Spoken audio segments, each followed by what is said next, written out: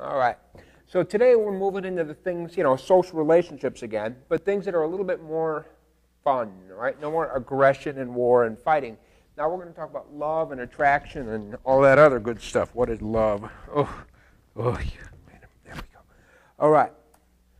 So, first off, human beings, we have a need to be with each other. And it's really an interesting need, this need to belong, a motivation, really, a motive, to bond with others, things like this. It somehow reminds me of my stupid dog. He's a lap dog. He just wants to be with people. Even when I don't want the stupid dog, he can't help but curl up at my feet under my desk, It's just a desire to bond, to be with others. Ostracism would be in many ways a taking away your motive, your need to belong. And it's very interesting because ostracism, when people are ostracized, it literally registers as in the brain as pain, as physical pain. So ostracism feels like physical pain. And of course, social ostracism can lead to some pretty dangerous situations, including many believe was the root of the problems of the Columbine shooters, was that they were excluded, they were ostracized, they were left out, and accordingly they responded negatively. There are many now instances of suicide, teen suicide, that are being blamed on ostracism. So a lot of different negative outcomes, self-defeating behaviors. Yeah, that would be suicide. Well, what leads to friendship or attraction, depending? And number one is, of course, proximity. The odds of you meeting somebody from, Bhutan are awfully low because they live in Bhutan, you don't, okay? It's on the other side of the world. You're more likely to meet the girl next door. Oh, yeah, okay? Well, more so than just physical proximity is what they call functional distance, which is how often your paths cross. People can be, here I'm thinking, in my neighborhood, we have these fences. Everywhere fences. And people can live 5 feet from you and you don't even know their names. I hate to admit it, but the first time, I've lived 5 years in my house. This is the first time I've seen my neighbor's wife on Sunday. First time I saw her, okay? I'm assuming that's his wife. Maybe it was his girlfriend. What do I know? He said he's married. I've never seen his wife in 5 years of living next door. And up in those stupid Texas suburbs, you know what next door means? Literally 5 feet from my house to his house. That's it. And I've never met this person. The mere exposure effect is actually pretty interesting. This is true of anything, not just people. The more times you're exposed to something, the more you tend to like it. Which is really a way of saying things that are novel and new we don't tend to like as much, we tend to be afraid of or something like that. And a lot of people think that this has got a huge evolutionary basis because, of course, number one, what should you be afraid of? Something you're familiar with or something you're not familiar with? Whether it be a person or a fruit or an animal or something. If you're familiar with something, what that says is you've interacted with it in the past and you're still alive. If you haven't seen it before, well then who knows if this object or person or animal may or may not kill you. You don't know. But you do know that the one that you're familiar with, you have interacted with, and you are still alive. Okay? Well, they've done a lot of different studies, and they've shown different Chinese characters and how much people like them, and they tend to prefer the ones that they've seen. Okay? Here's a classic study. I love this. Often, if this was cognitive psych class, I would talk about this material in the chapter, with the heuristics, which we talked about earlier. But I'm talking about it here, though it fits with heuristics as well. If we simply recognize things, we judge it more positively. They do studies like, which airline do you want to fly on? You want to fly on American Airlines or Joe's Airline? And they're like, American. Yeah, but American had 19 crashes last year and Joe's had none. I'll go with American. Yeah, did you know American Airlines, their mechanics don't even check the planes, but Joe's Airline, man, their mechanics are top notch. You know what? I'll go with American Airlines, okay? The mere act of recognizing something makes us believe it and trust it more. This is really what McDonald's is all about. It's to just nail you over and over and over, not keep your minds out of the gutter. To hit you over and over and over so many times that it leads to this unconscious positive feeling, especially in children who are stupid. I didn't say kids are stupid, but you understand, right? Here's this great study. They took some hamburgers and they wrapped them up in McDonald's wrappers and plain white wrappers, and they asked the kids to do a taste test. And the kids, you know, they get to the plain white wrapper and they're spitting it back on the table going, what is this garbage you're trying to feed me? And then they'll just mow on the hamburger that's wrapped in the McDonald's wrapper. And of course it's the same hamburger, right? It's the exact same hamburger. One they spit on the table, one they chow down, because there's something positive, some feeling. A lot of people refer to McDonald's as comfort food. I don't really get it, but other people say it. Well, what is attraction?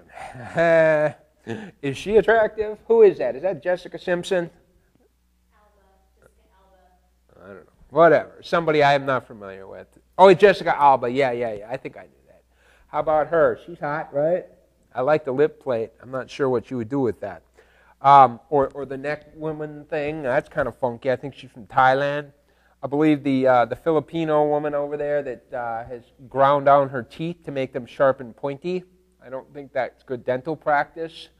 Or I'm looking at the woman down there wondering if she was drunk when she put on her lipstick, right? Something up with that. But anyway, different people find different things attractive. I mean, that's just a fact around the world. There are some universalities, and we'll talk about that, but there's a lot of different culturally based factors as well.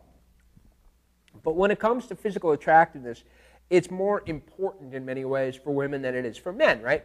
A woman's attractiveness is a really good predictor of how often she dates, but a man's attractiveness, not really. You know what predicts how much a man dates? The thickness of his wallet. Yeah. Women tend to promote their attractiveness when they seek a date. That is to say, when they do online, they check out online ads at Match.com or something.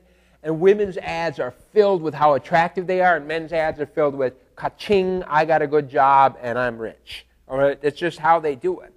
And this is, of course, related to the evolutionary explanation that a man's job, if my job is to pass along my genetic material, my job is to have, mate with as many women as possible as many times as I can.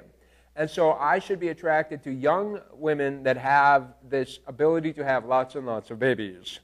Women, on the other hand, because their parenting job requires much more. I mean, it requires a commitment of course, 9 months to have the child, but of course, years and years of dependence of a child as well.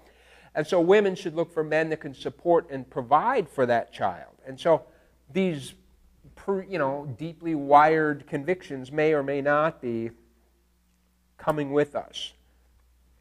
How about this? Physical attractiveness. Boy, this guy, I know it's not politically correct, but when you see this guy, you're thinking, oh my God, that's kind of scary, okay?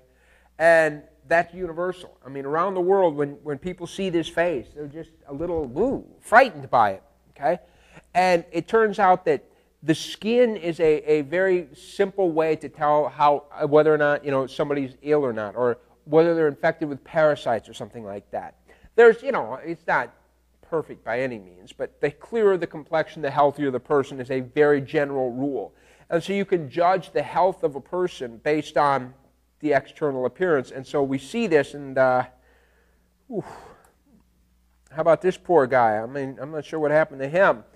Another marker of health is bilateral symmetry, having the left and the right sides of your heads developing the same. See, when an organism develops ideally, the left and the right side will be symmetrical and be exactly the same.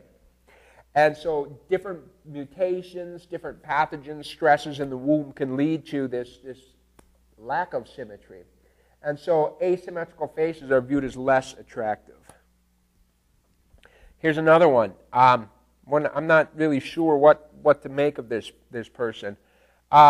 People with average features are considered to be more attractive, which is really, it doesn't feel right. Really average?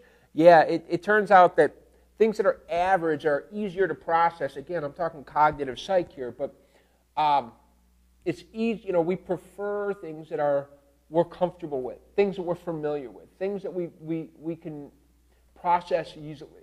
We can't process this easily because it deviates too far from the average or something like that.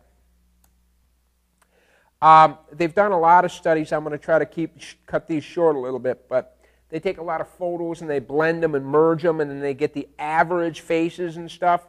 And it turns out that when you average together, they get more attractive. You know, if you take 20 photos and you average them together, well, you know, you ask people to judge how attractive each and every one of these photos are, and then you use computer graphics to merge the 20 photos together.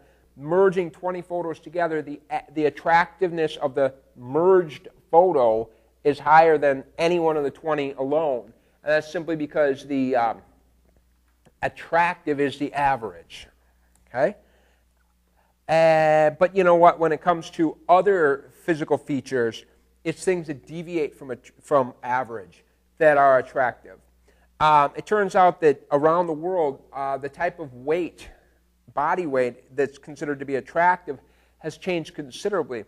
One of the classic studies was in Fiji Islands. They had this, the most attractive woman is a big woman. Well, in the Fiji Islands, it's awfully hard to become a big woman because literally becoming big means you must have access to lots and lots of calories, which is just literally a large woman is literally wearing her wealth, saying, look at how wealthy I am.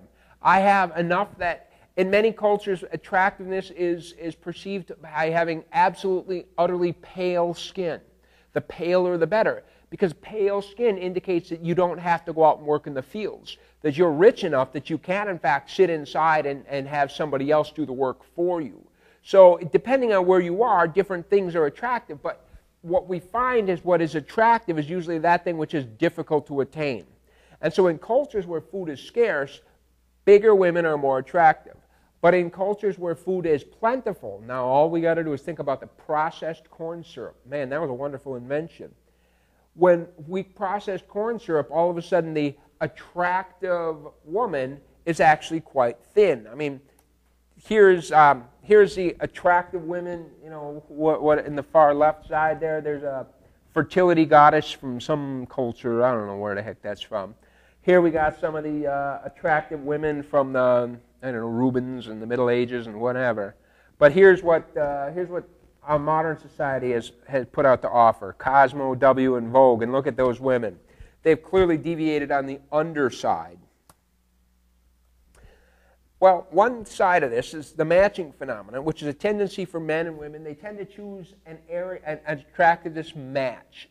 And when I say attractiveness, however, it doesn't have to necessarily be physically the same. Because here's a neat example, okay?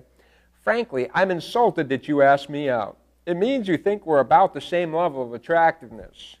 You better have one heck of a sexy car. It's electric, says Dilbert, right? So what Dilbert is saying is, yeah, you're right, you're prettier than I am, but I've got a good car. All I got to do is think about Hugh Hefner and all of them 18-year-old girlfriends, all right?